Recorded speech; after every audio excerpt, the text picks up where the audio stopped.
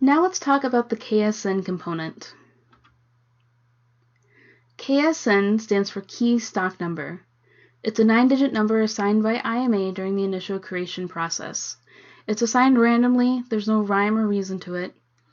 And one of the things I want to point out is you may not always see it as a 9-digit number. So at the end of the number you have a dash and a check digit.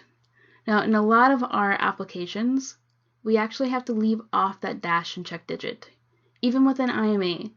So if you do a quick search for an item, you have to omit the dash and check digit or you're not going to come back with any search results.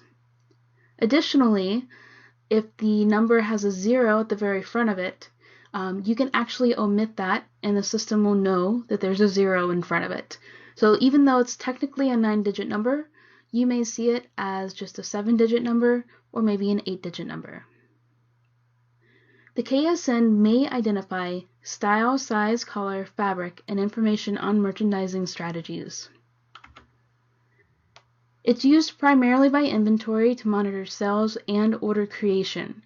So IMA is not the application where sales are created or sales are monitored and orders are created, but they do use that KSN that's created within IMA in other systems to monitor sales and ordering. One additional thing I want to point out to you, I know that KSN is a proprietary term by SHC, and most of our buying teams and inventory teams are used to referring to items with that KSN number.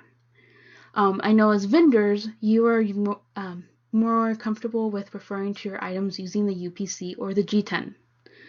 So if there seems to be some miscommunication between you and your buying teams or your inventory teams where you're not sure which items they are referring to with that KSN, you may ask them to confirm the G10s or the UPCs.